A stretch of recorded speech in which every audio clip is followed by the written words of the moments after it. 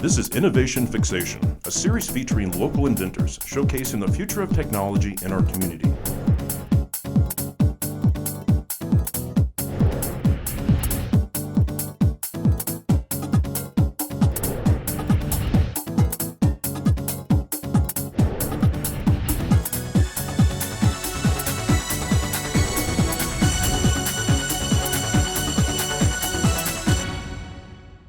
Welcome to Innovation Fixation. I'm Joe Tuger, attorney and guest host, and with me is Adam McCutcheon, owner of Tampa Bay Hosting. Welcome, Adam. Tell us about your company. We are Tampa Bay Hosting, locally owned web hosting, web design, domain name seller. We're located in Odessa, Florida, so we are very easily accessible. I guess you would call us kind of a miniature GoDaddy with much better service. Well, that's very well put, because some of our viewers may not be too familiar with what web hosting involves. So can you go into a little bit more detail for those viewers who may be interested in pursuing a relationship with your business? Sure. What we do is we provide server space for those people who want to put their business or their social organization, whatever kind of website they want, onto the internet. So it's kind of like we're renting internet space. Two people is what we do. So say, for example, I start a new business and I want to have an internet presence with my new business. Would you be one of the first people I call? Yes. Okay, and what would you do for me? Take it step by step. Well, initially we want to find out what your domain name is going to be, which is going to be your www.yourbusiness.com or .net or whatever you choose to go with. Once that's the initial thing that we have to get done, we get you signed up for a hosting plan. We do offer various services depending on how much you want us to be involved or how much you want to just do it yourself. And from there we see whether you're going to need a web design, whether you already have your own website, and you just want to move it over so that we just host. We're full service, so we can go from zero to whatever you need. And that was my next question. Your company not only reserves that space or gets you that address on the web, but it also can design the website as well? Exactly. Okay. And how do you make the decisions on what kind of website you're going to design? We work with the client on that, because usually they have a little bit of an idea of what they want it to look like. So we tell them, go to some of your competitor sites, see something that you like, send us some ideas, and then we work with them to kind of, get their website to look similar to what their competitors are working with. Yeah. Now, once the website is designed and its presence is there on the internet, what services does your company provide from that point forward? Depending on the package that you choose, we do full managed hosting where we'll go in and make any changes that you want. You're trying to let us deal with the whole thing, or like I said, we can also do. You can do your own thing. We can just set it up for you, give all your passwords, your information to get into the website. You can make your own changes. You can do whatever you want. So it's just pretty much up to what the client wants. Now, one of the movements, I guess, is for more locally sustainable businesses or focus on local companies. Sure. What advantage would, say, a company or a small business have using Tampa Bay Hosting versus going with the big name like a GoDaddy? Well, personal service. Like I said, we answer the phone when you call. A lot of times with the bigger box companies, you're going to get, sent over to India for tech support, or you're going to have to wait for a couple of days for them to get back with you. We're selling ourselves. We're selling, my presence as always being there for you. We try to be night or day. We try to limit the hours a little bit here or there, but we're there pretty much 24/7. So if you need us. Well, and with an internet or an internet-based company or or a company that does have a web-based business, I imagine that personal service is a very important feature of your business. It is. That's what we're trying to sell. Now, what expansion plans do you have for the future, Adam? What are you looking at doing within the next 5 years with your company? There's so much that we could do with it. We've looked at expanding to hardware and software applications. We've looked to senior training and things like, email, just simple things that a lot of the older folks have a little bit of difficulty with. So we'd like to get in there and do some of that. We'd like to expand our training in web design and whatnot for our customers a little bit more, try to get out in the field and help them out a little bit more. But it's all going to be a work in progress. We're relatively new to this, so Great. And how did you come up with the idea to start this business or to be a part of it? We actually bought the business. This was a pre-existing business. It has been around since 1998. It was an acquaintance of ours who was getting ready to retire. It just kind of fell into our lap. I was looking for a job, so this just seemed to fit the bill. I do have an IT degree from University of South Florida, so I was in the works of finding a job, and this one just fell into my lap. So Well, that's great. It seems like it was a good opportunity. And you very took much it. so. Yep. Now, do you have any partners in your business? Anyone that you work with? We do have George Lakiotis with Symmetric Group. He does a lot of IT work, but he doesn't do a lot of web design. So we partnered up, and we're sending him some of the stuff that we don't do. He's sending us some of the web design and web hosting stuff that he's not able to take care of. So. Well, from what you were describing, it sounds like you could be busy all day Yes. doing all this. Yes. And are you busy all day doing this? Is this just you, basically? Pretty much, yeah. Yep. So. Do you have any plans for the future, maybe to hire some folks to help you out, or to recruit We some hope people? so. We hope to get it so busy that I have a whole crew of people. But well, like I said, we'll see how that goes here in the near future. Now, earlier we were discussing a particular app that you developed, and could you tell us about that? Sure. My wife is actually the vice president of Forever Yours Pet Rescue. Now, you should have mentioned her when I said partner, okay? So, Yeah, this is true. But they wanted to do an Android application. So as my senior project, I developed not only a website for them, but I also did a application for the phone so that they can have people go in and see what animals are available for adoption. They can donate money. They can find out where the next events are, things like that. So, what's the name of the app? Forever Yours Pet Rescue. Okay, and that's spelled a little differently, isn't it? Forever with F-U-R, yeah. That's good. It's an easy way to remember. Yeah. Now, are there any expansion plans for the app and how to get more people involved with that? Not at this time. We are just trying to keep things up to date, keep the calendar up so that people can just see what's going on with the organization. But And is that an app, in other words, that if I was looking to adopt a pet, that I could just download the app, go onto the app and see what animals are available? Exactly, and then you can contact the organization through the app. They'll obviously get back with you. They go through an application process and whatnot to adopt the animal. But sure. Now, what organizations would you think you'd be involving in terms of the adoption process through the app? As far as The Humane Society, or is it individuals that have a pet that they want to, in essence, put up for adoption? It's the organization actually brings in animals. They do have foster homes that they keep them in until they can get people to come in and adopt them. So it's just the organization itself. Now, because it's spelled fur, F-U-R, is this basically an adoption service for any animal with fur? Or do you? They generally do cats, some dogs, but that's pretty much the base of Just it. didn't know if you wanted to adopt a fish or a bird or anything, if that would also be. Maybe Petco for that. They don't deal with that. Or maybe a more exotic animal like Right. a monkey or something. Well, how do folks find out, how do our viewers find out more about Tampa Bay Hosting or about the app?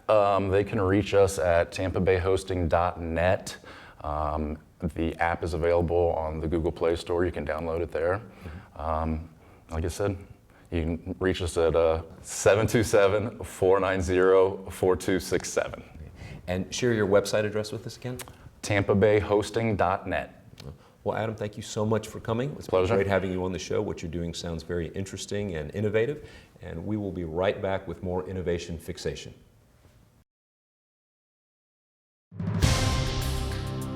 Creating a corporate video is the fastest way to deliver any message online about your business. Many companies are now switching their primary marketing focus to online video-based strategies, and as such are seeing a much higher return on investment. Video sharing sites like Vimeo or YouTube have the potential to get your videos seen by millions of viewers, simply because videos hosted on these sites are shareable. A corporate video can be the gift that keeps on giving, as it can be used in a multitude of different ways. The video can double as a brand awareness tool. The video also can be repurposed or cut down to a promotional style. With an experienced, creative, and award-winning staff, TBCN is the right choice for all your video and audio production needs. To learn about how we can help you expand or refine your business through the use of video, call us at 813-977-5200 and visit us at tbcn.org.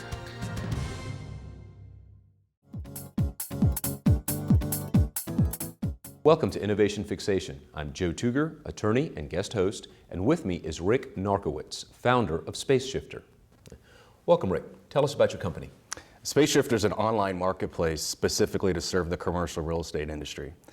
Companies looking for space, brokers, site selectors, economic development councils can all come to one website where the majority of the landlords and brokerage firms have put their listings, so they can search them in a standardized, and a united format rather than combing the internet and trying to find a bunch of different websites. Now, how did you come up with the idea to be involved with it or to bring this type of company onto the market? I've been a commercial real estate broker for nearly 18 years at one of the world's largest corporate real estate firms. And I was at an industry event where they were sitting around talking about it would be great how much more efficient we would be as an industry if we all put our information in one standardized data bank. And we all thought it was a great idea. And I said, well, let's go build one. And they said, okay, Rick, go do it, not thinking I was probably really going to do it. And it started from there. We hired a seasoned user experience engineer out of Austin. They did all the wireframes, and we hired a development team that makes software and video games out of Austin. And a year and a half later, 1.0 of Space Shifter was live in Metro Tampa Bay for industrial properties, and quickly achieved about 85% share of the market for that coverage area. And our traffic was many, many times that, very quickly, of the largest brokerage firms and landlords for the like-kind area.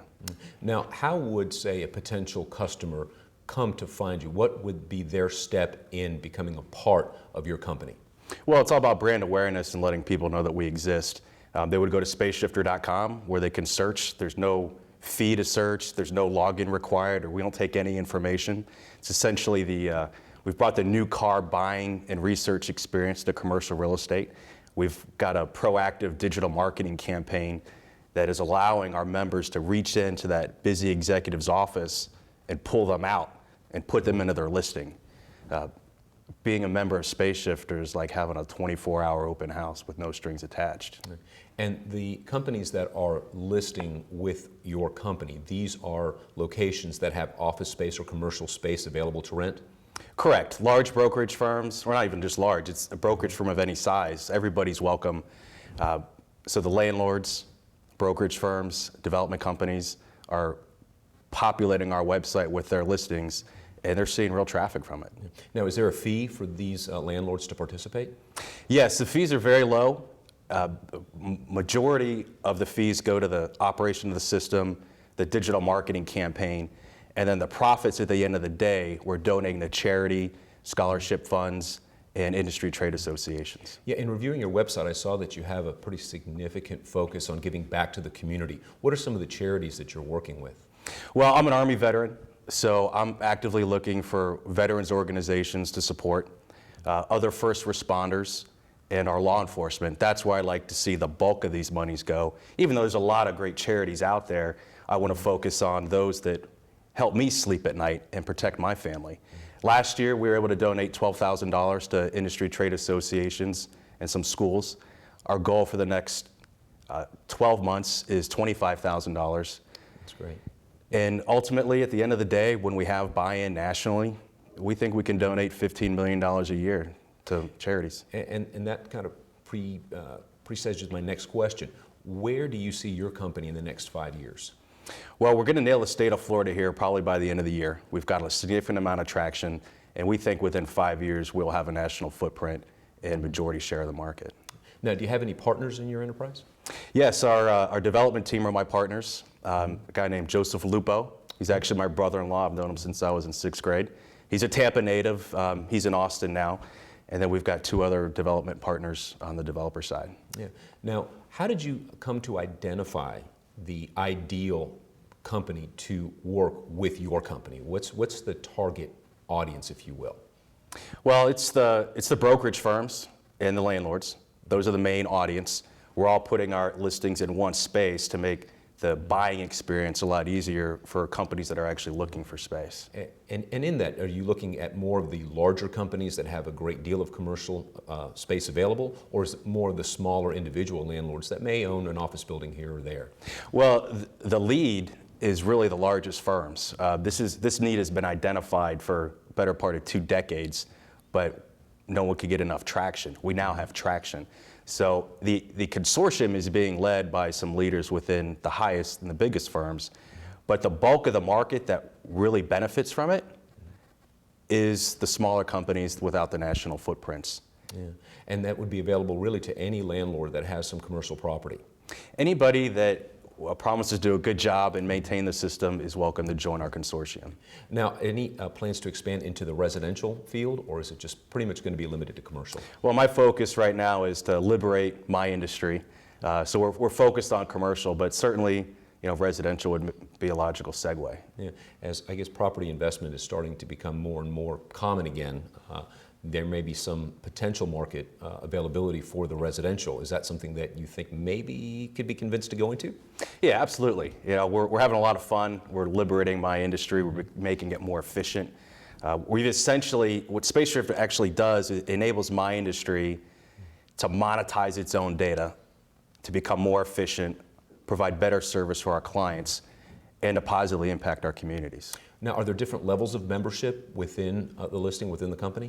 Yes, we started with a basic free service, and we just launched our premier service last week, and we've got quite a few people have already signed up. And there'll be different tiers, sponsorship opportunities, and we think there's going to be over 10 different revenue channels here in the next couple of years. For our viewers who may be considering contacting you or your company, what's the difference between, say, the basic tier versus the premier level? What differences are there going to be between the two? Enhanced user experience, more visibility, higher results. You show up higher in the search results page. You can buy into our digital marketing strategy, our banner ads that appear on many different websites, including tbo.com. Yeah. Now, if our viewers are interested in what we're talking about here and want to contact you directly or contact your company, what are the different mechanisms by which they can do that? Telephone, website? How would you do that? Yeah, that's easy. Just go to spaceshifter.com, and there's a info button. Click on Contact Us, and one of our representatives will get right back to you. Great. Well, Rick, thank you so much for coming to Innovation Fixation. A pleasure meeting you. Thanks for having me. So, thanks. And we'll be right back with more Innovation Fixation.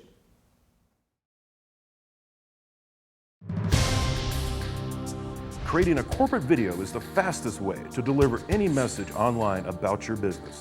Many companies are now switching their primary marketing focus to online video-based strategies, and as such are seeing a much higher return on investment. Video sharing sites like Vimeo or YouTube have the potential to get your videos seen by millions of viewers simply because videos hosted on these sites are shareable. A corporate video can be the gift that keeps on giving, as it can be used in a multitude of different ways. The video can double as a brand awareness tool. The video also can be repurposed or cut down to a promotional style.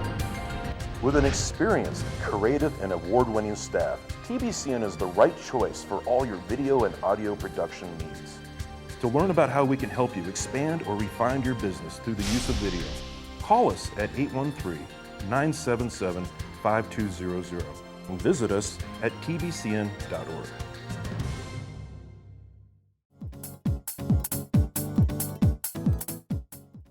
Welcome to Innovation Fixation. I'm Joe Tuger, attorney and guest host, and with me is Amy Espinosa, owner of Dots and Cubes. Welcome, Amy. Tell us about your company. My company is Dots and Cubes, and I have an information architecture and user experience firm where I help companies understand their product needs, understand their audience, and what we do is we kind of look over their systems if it's a larger company and they have integrated systems to understand how they might better work together. We also focus on language to make sure that it's consistent and common, and also context. So we help them improve their products based on how they're used. And how did you come up with the idea for your company? Where did you identify the need? Well, I've been a user experience designer since about 2008. And I started getting more into information architecture because it actually, I didn't realize at the time, but it supports good user experience design. So I started researching it more. I noticed that it was a little bit of a struggle with the companies that I was working in because they didn't really understand the need for it. So as I furthered my career, I saw a trend where companies started to understand more about user experience and felt like now would be a good time to introduce that layer of information architecture and how it supports good user experience design practices. Now, for our viewers that are business owners and that are interested in potentially using your services that your company offers, walk us through step by step how your company would first approach the need of this particular business and how you would be able to help them. Well, the first thing is to really understand their business model, what the stakeholder goals are, what the company goals are, and then start looking at the products that they have in place, whether they have existing products or new products, and then kind of create a strategy and a structure and some modeling. So we could do some business modeling, mapping to understand what systems they have, where they might need a little bit better integration, and some pieces that are lacking. So that would probably be the first step, is to identify those things and then come up with a plan or a strategy to help support their design team, their user experience design team. Now, a lot of companies don't have user experience design teams currently, so what I would also do, if the company needed me to, is kind of build that, identify people within the company that have the expertise or have the potential to fill those roles and guide them through that process so that they could carry on the strategy forward. And what attributes are you looking for in employees like that within a company? How do you target an ideal person to be part of that team? Well, user experience and information architecture is really everybody's responsibility in a business. So I believe that it's important to have your entire team, at least one representative from your entire team, understand what the process might be. So business analysts, often they gather requirements. That is one facet of user experience design. The designers, visual designers, or front-end developers, they also deal with designing interactions that the users might work with their products. So really it would be bringing those teams together, kind of introducing them to the concept of information architecture, where it sits in the organization, and then helping people better fit into those roles. Did that answer your question? It did. And it sounds like you have a company that offers a very proactive targeting towards helping a business grow or improve. Do you find that your clients will come to you with the desire to make things better, or are they coming to you with more, we have a problem, can you help us? It's a little bit of both, actually. I think that for me, I really like to problem solve. I like to help people problem solve. I have more of a collaborative spirit, so my goal would be to come into a company that needs help, or maybe a company that is looking to build a user experience team, and kind of mentor them and guide them, and then help their team on their way. It sounds like the services that you're offering really are from the beginning to the last step. Do you have anyone that helps you, any partners in your business that help you better address the needs of the company? At this point, I do not have any partners. However, if a company comes to me when they need a full end-to-end solution, I do have partners in the community that help me deliver products, such as I have a really great mobile architects, software developers, and I do have a couple people who help me with business development. As far as the user experience and information architecture aspect, I do have a couple people that I have been mentoring that I would trust to bring into a project depending on their workload. So if it's something that you're not able to do yourself, you have the support structure out in the community that can help. Yes. Yeah. Now, as you are looking at the different businesses that may make up your client base, do you have a particular type of business that mostly seems to benefit from the types of services you offer? I would say that companies that are more innovative, companies that are a bit more forward-thinking and understand that if they do not evolve, that it could hurt their ability to compete in the marketplace. So those are more of the companies that I would target, and I think that would benefit from my services. How about expansion plans? Where do you see your company growing in the next 5 years? I would like to have about 20 to 25 employees, but I am a very big supporter of community advocacy and education. So I would love to be able to provide apprenticeships to people to help them practice, get practical knowledge of working in information architecture and user experience, and then help them find jobs at companies who are looking to build teams. Now, for our viewers who are interested in contacting you and your company, how do they go about doing that? I do have a website. My website is dotsandcubes.com. That's DOTSANDCUBES.com. Also, my email address is aespinosa, ESPINOSA, @dotsandcubes.com. And if I'm always accepting calls, so my number is 813-857-5200. Well, Amy, thank you so much. What you're doing sounds very informative and educational, as well as very innovative. So thank you for being with us today.